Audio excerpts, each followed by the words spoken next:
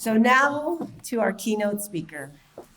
Before I read the bio, I wanted to share that I remember when I first got to Santa Ana College, even though we had a lot of external speakers, everybody kept telling us what amazing faculty, classified professionals, and leadership we have here at the college. And as a result, the Professional Development Committee developed an application process where our own faculty, staff, and leadership could apply to be part or participate in a speaker series. Dr. TJ Naiman is one of the featured faculty presenters this week, selected as part of the new Professional Development Speaker Series. There was 19 submissions reviewed by a cohort of her peers. Her presentation was selected, the only one selected to be the convocation speaker.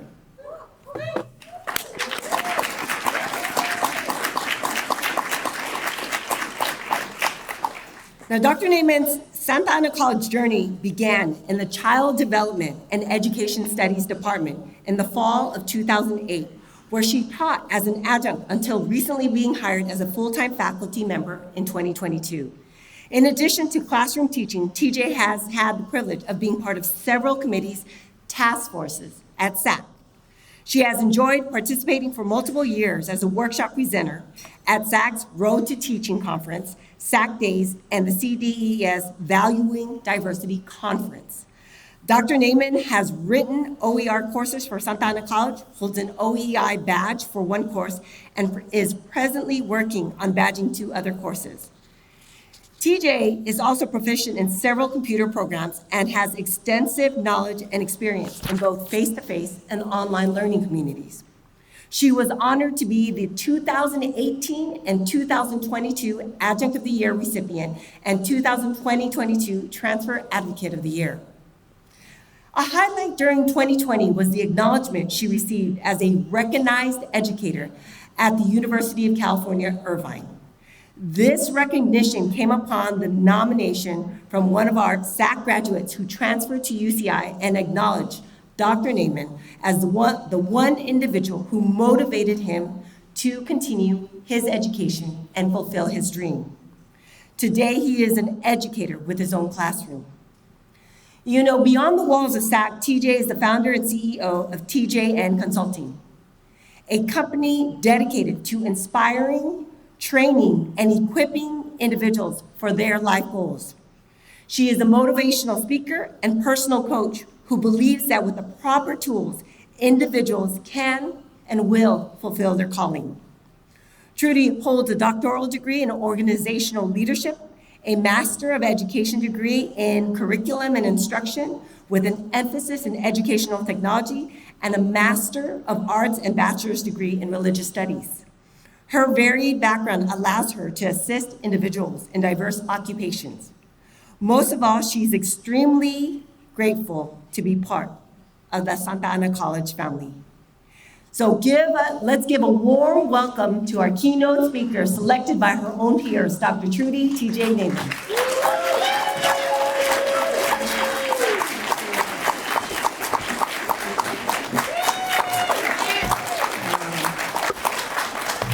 Good morning. You have been sitting for a very long time, so I'm going to ask you to stand up quickly and tell someone next to you, it's an exciting time. It's an exciting time. All right, now sit down. No. I had the fear that if I did that, you would all run to the restroom, but I am very honored and grateful to be here. And it is an exciting time for the Santa Ana College family. Look, at half of you are leaving. Quickly, go and come back. It was determined that you would be alive in 2024 to meet a specific purpose that no one else can fulfill. There is only one you. And for some of us, that's a good thing, because I really don't think the world can handle 2 of me. Interestingly, When I was a young adult, I remember being told by a friend of the family that I was not planned, that I was actually a mistake. Now, why they were sharing this information, and beyond that, how they even knew this information, I don't know. What I do know is that beyond a shadow of a doubt, that I was planned and that I am here for a reason. And so are, thank you, but so are you. So are you. Let's just take a moment to let that sink in. You are here for a specific purpose. I want to invite you today to just take a moment and reflect on your reason for being here, your purpose, the central motivating aim of your life, the reason you get up in the morning or afternoon, there's no judgment here. Your purpose encompasses the impact that you want to have on the world. And you did not get to be part of the Santa Ana College family without having a purpose.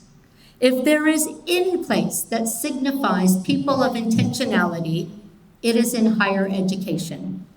You studied and you worked. And then you studied some more and you worked some more. And then you worked and studied a whole lot more just to get here. So as we start this new season, let's just take a moment and reflect on your motivation for being here. What is your purpose? Because we all have one. And we may even serve in similar areas, but each person contributes differently and has a unique resolve for existing. I'm going to take a moment and just share with you my reason for existing. I know my purpose, and I've actually known it since I was a young adult, is to assist others in recognizing their gifting and purpose here on earth. And that's what we're doing here this morning.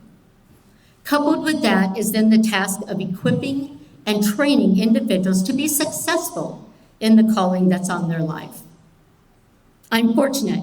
I have the opportunity to fulfill my purpose both formally and informally. Formally, in a classroom, a presentation, or perhaps a training session. And informally, just throughout my day, engaging with people.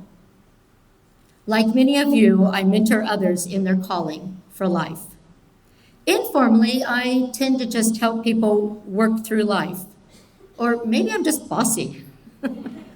But for example, my son, who is adopted, and I only say that to stress that he does not share my genes or thankfully look anything like me.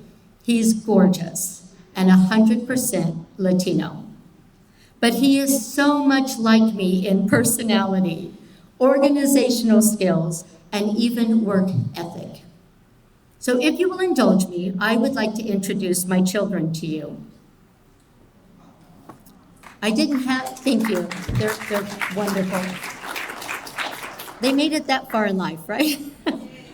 I didn't have the experience of birthing a child, but God was gracious and in the same year blessed our home with two beautiful children.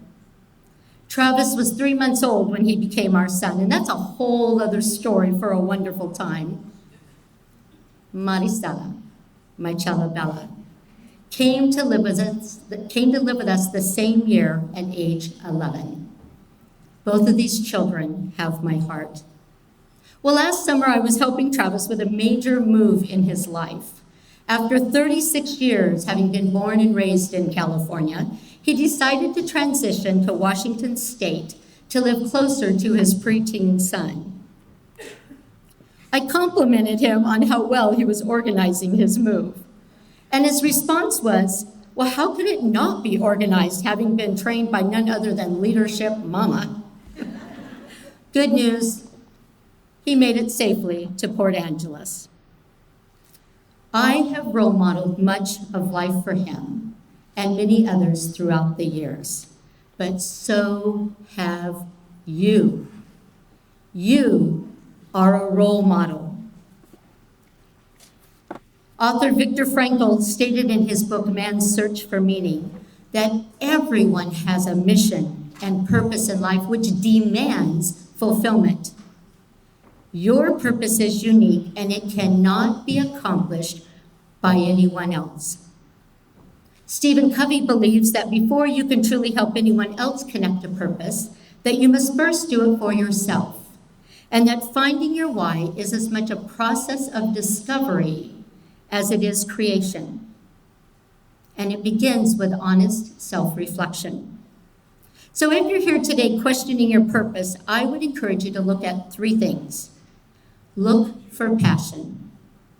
What do you do that just provides you with the most fulfillment? What is it that you think about often and just find yourself doing? When do you feel most alive? Next, look for people. Who's in your life? Who is it that you are naturally serving? And finally, look for impact. What impact are you having on others in your community? These are just some of the basic elements of defining your purpose. There's an Indian birth blessing that says, "May you live long enough to know why you were born." For the next few minutes, I want to invite you to step up, speak life, and execute your legacy. We often think of historical figures when we think of legacies, but it's not just famous people who leave an imprint on society. It has nothing to do with your economic status, your academic degrees, or even your prominence in the community. It has everything to do with just stepping up and building a relationship with those you come in contact with on a daily basis. Do you know it's possible they may not even know your name, but you can leave the impression that you knew them? Recently, I attended a memorial service for a dear friend, and during the service, they opened up the mic and they invited people to share a memory of their time together with this individual. It became comical as each one stepped up to the mic and declared that they were Marilee's best friend. They said she made them feel special and like no one else mattered, and they were sure she liked them best. Okay, I don't know about that because I'm pretty sure I was her best friend. So what is the key to making someone feel special? It's very simple. The key is taking the focus off of yourself and putting it on those around you. It's believing that everyone is important and deserves to be heard and seen. It's about just being present and paying attention to those that cross your path. And nowhere is this more important than in an academic setting. I'm so fortunate to teach in the Child Development and Education Studies Department. Woo, yeah, one other person, I like that. I have the opportunity to interact with students who've wanted to be a teacher since they were in kindergarten. Every semester, I hear stories about teachers who've made such an impact in the lives of these students that they too want to emulate their hero, follow in their path, and make a difference in their future students. Well, that's the opportunity that you and I have every day we step on this campus or log into our courses. And sometimes I hear teachers say, I teach online. I don't have an impact on the students. Then I say, you're not teaching. Because it doesn't matter if you teach in person, hybrid, or fully online. You are making an impact one way or the other. Either your students think you don't care, or they know that you intend to assist them in fulfilling their dreams. Students come to us believing we can make a difference in their lives. Why, it says so in our mission statement. Santa Ana College inspires, transforms, and empowers a diverse community of learners. Let's read that together. Would you read that really loud with me? Santa Ana College inspires, transforms, and empowers a diverse community of learners. That's You. I want to take a moment just to think about the word inspire. Daily, I hear educators trying to motivate their students or talking about how students just aren't motivated. Well, there actually is a difference between motivating and inspiring others. My friend and colleague, Dr. Batista, encouraged me to read the book Trust and Inspire by Stephen Covey. And if you haven't read it, I too would like to encourage you to read the book. It's wonderful. But Covey encourages leaders to focus on inspiring, not motivating followers.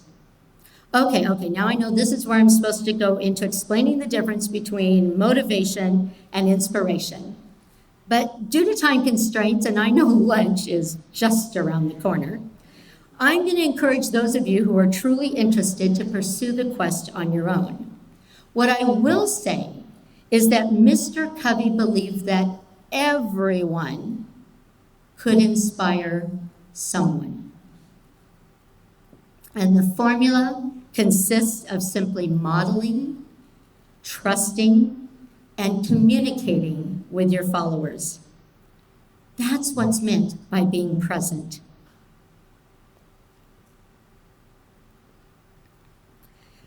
Lee Iacocca was an American automobile executive best known for the development of the, anybody know? Ford Mustang. Was that my automotive department? For the Ford Mustang, and also for reviving the Chrysler Corporation in the 1990s. He was not known as an educator, but I use one of his quotes in my education course because I believe it speaks volumes about educators. Mr. Iacocca said, "In a completely rational society, the best of us would be teachers, and the rest of us would have to settle for something less. Because passing civilization along from one generation to the next ought to be the highest honor and the highest responsibility that anyone could have." You may never know the full impact you're making, but I do hope that you're getting a glimpse now and then of how you are changing the face of not only this community, but the world. I'm going to get practical here just for a moment. One of the tools available to all SAC faculty, whether you teach in person or online, is Pronto. Now, all course-related announcements, of course, are housed on Canvas. I then use Pronto mainly for just building community. And on day one of the class, I extend just a couple of extra credit points to anyone who posts a greeting on Pronto. And I always post first. I also make sure they know that any gifts they use must be appropriate for the academic environment. Only once have I had to ask a student to use a different image, and I'll just leave that to your imagination. I then continue to encourage students to encourage one another through this tool. I have seen it bring a class together in more ways than one. During the pandemic, it was used to share food, diapers, and other essentials that our students needed. We even threw an online baby shower for one of our students who was giving birth at the end of the semester. She said never had anyone done anything like that for her. And she couldn't believe that strangers cared about her and would go out of their way to make sure her little one was taken care of. We weren't strangers. We were a family walking through possibly one of the most difficult times for all of us. And this tool made it possible for us to make a connection. But this is just one tool, and I'm sure many of you have other tools, resources, and strategies that you use to create community and make a connection with your students. And I know some of them are being highlighted during Professional Development Week, so I'll be looking for your workshop. You know, it's funny how just a word or two of encouragement can motivate someone to keep going. I know that words of encouragement have done that for me over the years. And I just have to share with you that as I was working on my presentation, a text came in from a dear friend encouraging me and speaking life into my day. I just stopped and pondered how these words were the very thing I was wanting to convey to all of you. You are special. You are special to me, and you are special to Santa Ana College family. I believe that there is a reason for each person you encounter. And I often hear people say, it was a divine appointment. Truth be told, every minute is a divine appointment and your opportunity to speak life into others. In his book, 7 Habits of Highly Effective People, and I would imagine many of you have read that book in the past. Well, in Habit 2, Covey suggests that you begin with the end in mind. And this is all about knowing your purpose, determining your objectives, and the reasons behind wanting to achieve them. It's asking yourself, what outcomes do I want in my life? Well, one of the activities is to develop a personal mission statement, which focuses on what you want to be and what you want to do. It reaffirms your motivations and moves you into fulfilling your goals. And to help bring this to life, Covey walks the reader through an exercise of attending their own memorial service and picturing 4 individuals speaking on their behalf. A family member, a friend, a co-worker, and a community person. The reader then takes the time to write out what they would want each person to say about them. I fulfilled this activity back in the 90s, and I still to this day stop and ponder on those words that I wrote and hope to one day someone would say them about me. If you choose to do this activity at another time, I want to encourage you to make that 4th person a Santa Ana College student. What would you like your students to say about you on Rate My Professor? They're saying it. And students are enrolling or not enrolling, often based on comments of your previous students. So if you want to be known as a caring, fair, and compassionate person, then you live that way with intentionality in the present. And one of those intentions has to do with the words that we speak to each other. Throughout the day, we're barraged with emails, threads, and posts on IG, FB, and other social media sites that often cause damage to fellow human beings. In contrast, as part of my living legacy, I want to be known as someone who speaks encouragement, life, positive affirmations, a dream promoter, not a dream killer. As administrators, staff, faculty, we interact with hundreds of students on a weekly basis. And I'm sure we are all aware of the impact that our attitude and words have on students and fellow colleagues. But I thought it might be nice for you to hear from a couple of our SAC students about the impact that words have had on their lives.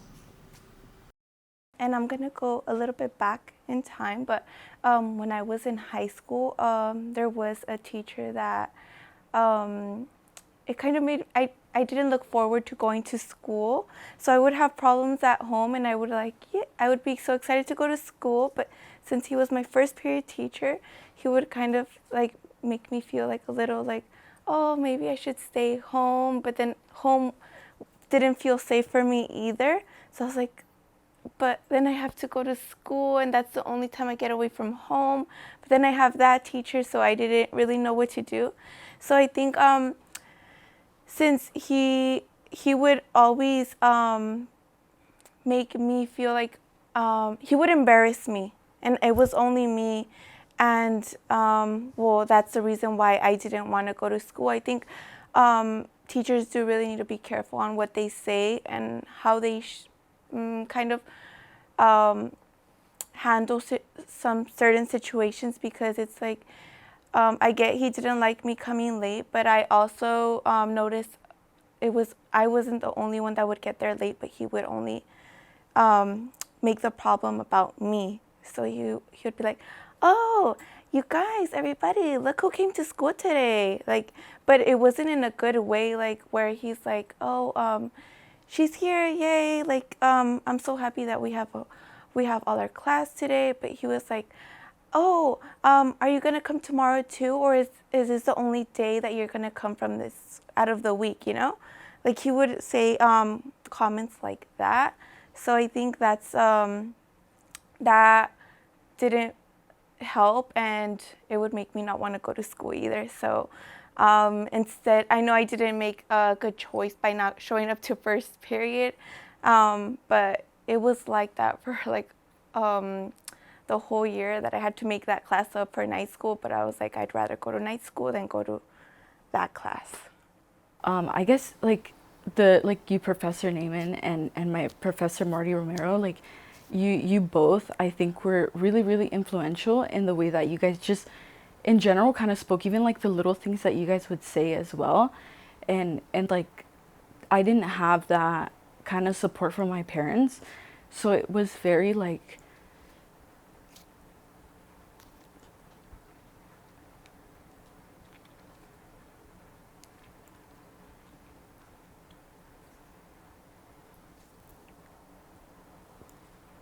important that I got those like from my professors that I know truly believed in me. I think for me, like I didn't know words could be so powerful. I think throughout my whole education, teachers were more so like, okay, I just need to get you through elementary school. I just need to get you through middle school. I just need to get you through high school.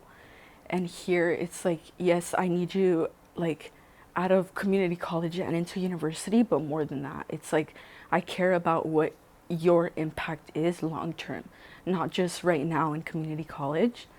And so it was really beautiful and impactful for me, because I don't think I had ever necessarily wanted to further my education, but I was able to meet professors that really cared like deeply here about who I was as a person, but also what I do in life. And I don't know, I'm gonna be the first in my family to like pursue a bachelor's, and so I think that it's, I don't know, it's just very like, I guess in a way surreal to me, and even more that I want to further my education even after my bachelor's and want to get like a higher degree. So I just think that with the words that have been spoken here have been like super, super powerful. And I didn't expect that coming into SAC for sure.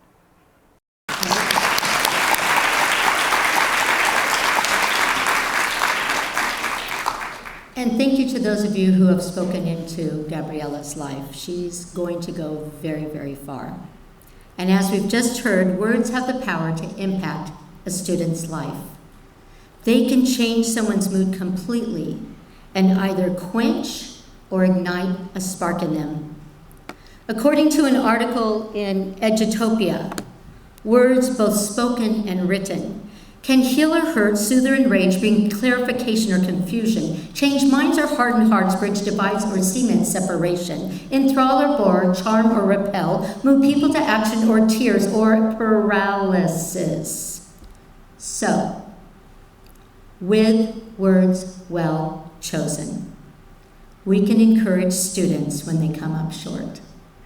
We can guide, inspire, congratulate students on their achievements. I also asked a few of our colleagues to share how the words they speak impact their students. Words are very important. And yes, I have witnessed some of my words that I have expressed with students and how that encouraged them to achieve things that they couldn't believe they could achieve.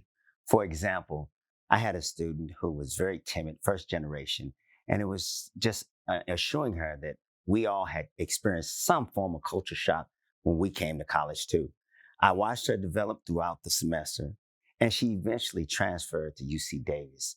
And she sent me letters of appreciation saying it was me and my words that inspired her to achieve. So how does my experience as a college student way back in the 80s apply to today's student? Well, if I use words that are kind and compassionate and empower students, then they're going to believe that they too can use words to get their needs met, to feel that they can get that first job as a healthcare career, to continue up that academic ladder, to go and get their associate's degree or their baccalaureate or their master's degree. So I see students now out in the community that are working, that are healthy, that are vibrant, and our students come from really tough backgrounds and economic and social deprivation. But what they learn here at Santa Ana College is that they can overcome all of those obstacles and thrive, both at home, in their personal lives, and out in our community. Students that come here, especially those that are struggling, are very impressionable. And so our words really do matter, and they're looking at us as educators for guidance and support. And so when we communicate in a way that may come across as judgment, as evaluating them, right? My mentor always said, he said, people don't care what you know unless they know that you care. And so when we communicate that judgment, that evaluation, what it communicates and says to them is, this person may not really care about me, right? Or see me as value. And they're teetering right on that edge. But if we communicate in a way to where it shows that I'm empowering you, I'm holding you accountable, yet I empathize, I'm here, I'm in your corner, that could be that tipping point to them that lets them know that they are supported, that they are actually valued. And so that struggling student knows that they're not alone. And that is so extremely important for our students to experience. Well, I'm aware of our own biases. All of us have biases. So I come in with the intent to listen. Listen to what students say, listen to how they feel, and listen to the language that they use, and try to use motivational language. There was a situation where in the textbook there was something that referred to a particular person or a particular community, and it was derogatory. I was corrected in class by the student, and I appreciated it, and I told the student, thank you. The student went on and she transferred to UCR, and she sent me an email saying that it was my acceptance to being corrected that encouraged her to succeed in school. It's so important to listen and be willing to learn. Learning is a lifelong process. We do not have it all now. So we have to learn to accept and develop to the many different type of people who come to us. So this is a strategy I use both in person and in my correction on writing. I have been in an experience to where I had a student to where my words and actions, I believe, really did affect them academically in a positive way. And what occurred, this was recently, a young lady in my class had a very tough upbringing. And the second week of class, she came to me and we were talking about some of the things we learned, and she told me her story. And so she was foster youth, parents abandoned her, grew up in the foster youth system, was homeless multiple times, in multiple abusive relationships. And she came to Santa Ana College to, realize her greatness and try to find who she was. And we had a conversation, and she found out that I'm also do motivational speaking, and she said, I want to be a motivational speaker too. And then she said something that really hurt my heart. She said, but I'm not really special. What can I share with them? There's nothing that I can do that can, and I said, let me ask you a question. You probably met many people in the foster youth, system that had similar experiences to you. She said, yes. And I asked her, where are they now? And she said they either are on drugs, in jail, doing things illegally, or they're not here with us at all. And I said, and look where you're at. You endured all of those things time and time again, and you're still getting up and you're still moving forward. Do you know how inspiring that is to me to hear that about you? And I painted a picture of what it would be like for her to continue with her success and then go back to those foster youth and just share her story. you have that opportunity, you know. And she got very emotional, you know, at that. And she just was on fire for the rest of the semester, straight A student, became a communication studies major. She's taking another class from me in the fall. And it must have really helped because after every single class session, she would then stay after class and we would talk for 30, 45 minutes, herself and her significant other, about what she learned today and can apply in her life. And so that story really chokes me up because our students have such amazing upbringings and these, you know, some of them hard backgrounds, yet they're still fighting. And it makes me want to fight for them.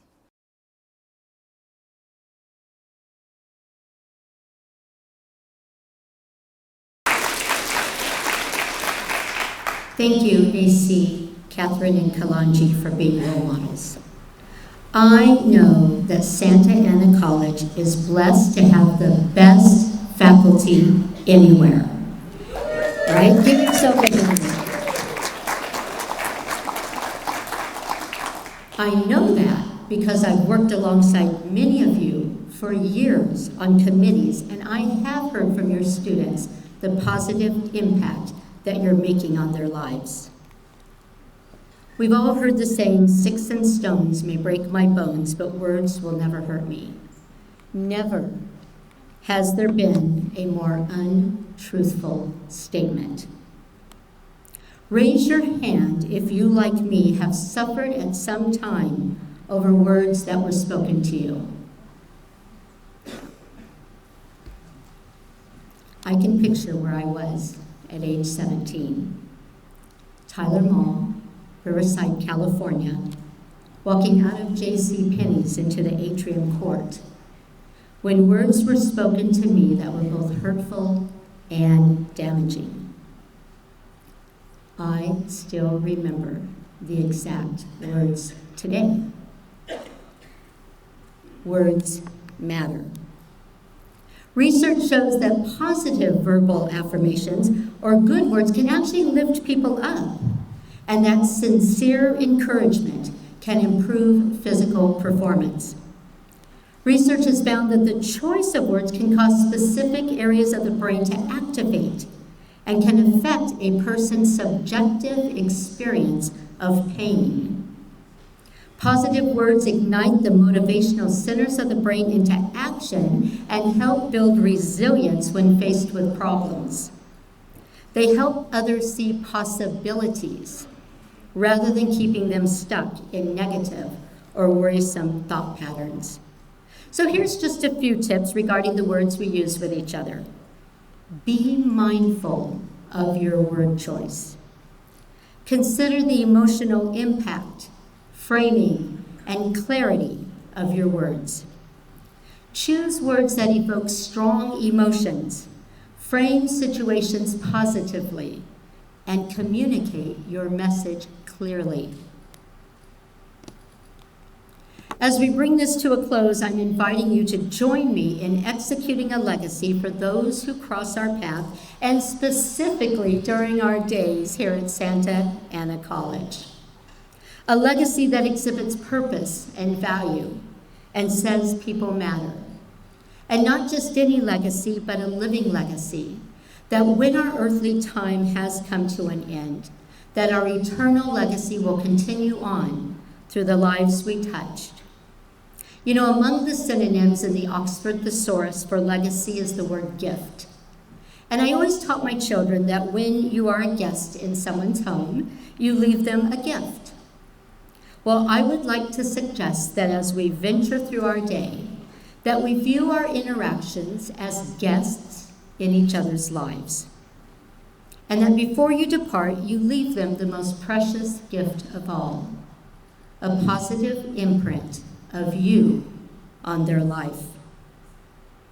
How many of you, like me, have a headstone with your name on it at the happiest place on earth?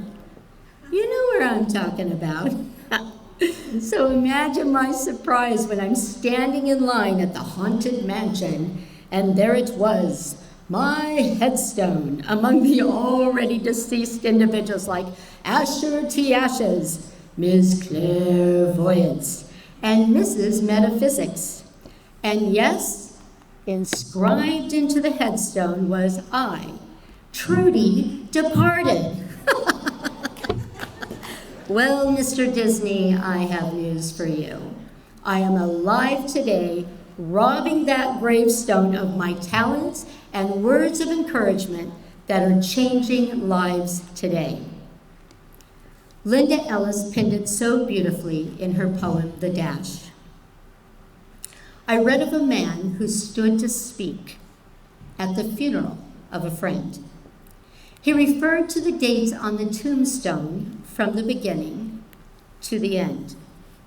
He noted that first came the date of birth, and then he spoke the following date with tears. But he said what mattered most of all, it was just that dash between the years. For that dash represents all the time that they spent alive while on earth.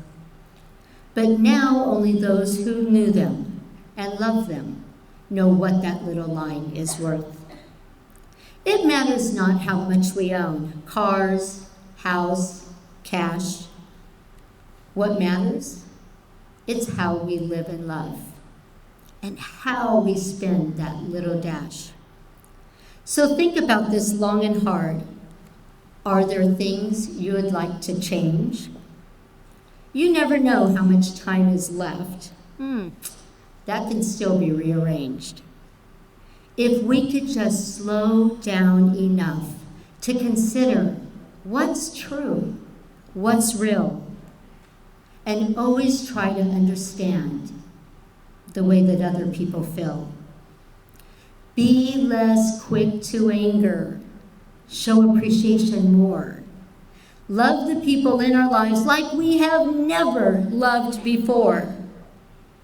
If we just treat each other with respect, and more often, just wear a smile. Remembering that this little dash might only last a little while. So when your eulogy is being read, with your life's actions to rehash, would you be proud of the things they say about how you spent your dash? As you go about the rest of your day, I would like to encourage you to think about, where are you stepping up, speaking life, and what legacy are you leaving today? As Shannon Elder said, carve your name on hearts, not tombstones. A legacy is etched in the minds of others and the stories that they share about you. Thank you.